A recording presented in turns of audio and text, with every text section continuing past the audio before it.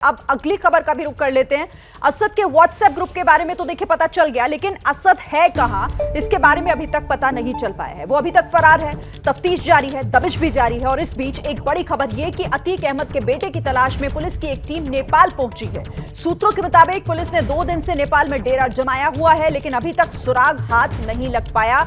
लेकिन पुलिस की टीम काठमांडू और पोखरा दोनों ही जगहों पर मौजूद है, क्योंकि कहीं ना कहीं इस बात की जानकारी जरूर है कि असद भाग गया है। और भूटान में भी, नेपाल के साथ साथ देखिए भूटान भागने की भी आशंका है।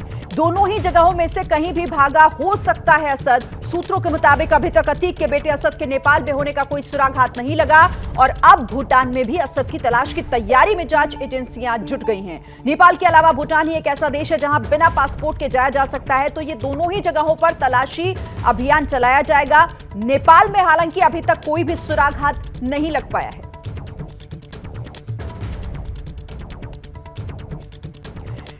और हमारे साथ मोहम्मद मोइन भी जुड़े हुए हैं और साथ ही संजय त्रिपाठी भी मेरे साथ है। संजय, आपका अब रुख कर लेती हूं। आखिर असद है कहां, ये अभी तक एक बड़ा प्रश्न चिन्ह जांच एजेंसियों के सामने। निश्चित रूप से, क्योंकि वारदात के बाद से ही असद का कुछ भी पता नहीं चल रहा है। उसके सारे मोबाइल इलेक्ट्रॉनिक सर्विलेंस किए गए, उससे कोई जानकारी नहीं मिली। कई अलग अलग जगहों पर दबिश दी गई, तब भी कुछ नहीं पता चला। और अब ये चर्चा है कि ये नेपाल या भूटान में हो सकता है। देखिए शिरीन, आपने बताया कि बिना पासपोर्ट के इन दोनों देशों में जाया जा सकता है, लेकिन बिना विदेश मंत्रालय की और बिना नेपाल सरकार की अनुमति के यहाँ पर STF या दूसरी कोई एजेंसी ऑपरेशन नहीं कर सकती है। ये एक बड़ी मुश्किल है और इसी वजह से इन जगहों पर जाना अपराधियों के लिए बेहद सुरक्षित माना जाता है। अभी जो सूत्रों के मुताबिक STF की टीमों ने डेरा डाल रखा है नेपाल में, तलाश में है। लोकल जो उनके कॉन्टैक्ट्स हैं उनसे मदद ली जा रही है। लेकिन एक चीज़ और भी STF की जांच में सामने आ रही है कि जब से अतीक साबरमती जेल गया और जैसा कि खबरें ये सामने आई हैं कि वो लगातार वहाँ पर दावतें करता था, पार्टियां करता था, लोगों से मिलता था, तो अतीक के जितने उत्तर प्रदेश और दूसरे प्रदेशों के कनेक्शन हैं वो तो पता चल चुके हैं STF को। लेकिन गुजरात कनेक्शंस के बारे में अभी यूपी पुलिस और STF को बहुत जानकारी नहीं है। तो ऐसे में एक आशंका ये भी हो सकती है कि असद गुजरात में भी हो सकता है। जी बिल्कुल ठीक है, आप रहिएगा मेरे साथ। तो मोहम्मद मोइन और संजय दोनों ही हमारे साथ बने हुए हैं, लेकिन असद को लेकर उसकी तलाशी में अलग अलग जगहों पर जहां जहां ढूंढा जा रहा है, यूपी पुलिस और STF लगातार एक्शन में है, लेकिन आरोपियों का सुराग नहीं मिल रहा। बड़ी खबर यह आ रही है कि अतीक के बेटे असद के 100 से ज्यादा करीबी रिश्तेदारों और दोस्तों के फोन सर्विलांस पर लगाए गए हैं। तो 100 से ज्यादा फोन जो करीबी हैं, ये रिश्तेदार हैं या फिर दोस्त हैं, इन तमाम लोगों के फोन पर भी अब जांच एजेंसियों की नजर है और सभी के फोन सर्विलांस पर लगाए गए हैं, क्योंकि कोई अभी तक सुराग हाथ नहीं लग पाया है कि आखिर असद है कहां। लेकिन तमाम जगहों से जो सूत्र बता रहे हैं वहां पुलिस पहुंचने की कोशिश भी कर रही है। मोहम्मद मोइन का रुख कर लेती हूं। मोहम्मद मोइन, अभी तक कुछ भी हाथ नहीं लग पाया, सिर्फ जानकारियां ही मिल रही हैं। अब सर्विलांस के जरिए फोन सर्विलांस पर लगाए गए ताकि कुछ हाथ लग सके सबूत आगे की जांच के लिए।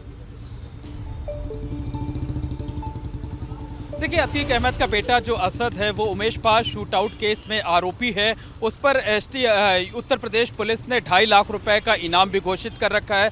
तमाम जगहों पर उसकी तलाश में छापेमारी की गई।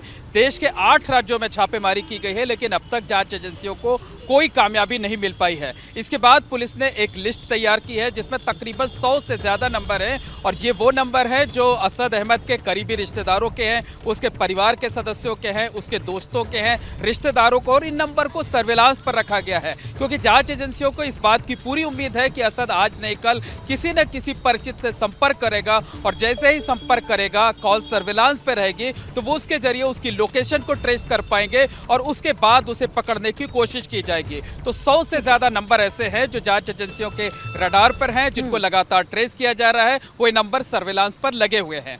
ठीक है मोइन, रहिए आप मेरे साथ। क्या मजबूरी है मेरी, बताइए। मैं अभी आपको बताती हूँ कि मैंने ओए होए होए होए नमकीन के चटकारे लेते हुए टकटकी मार के डिबेट शो को पॉज रिपीट कर करके देख रहे हैं जोगिंदर जी। इनकी तरह आप भी देखें अपनी फेवरेट डिबेट्स को रिपीट कर और डाउनलोड कीजिए ABP लाइव ऐप अपने स्मार्ट टीवी पर।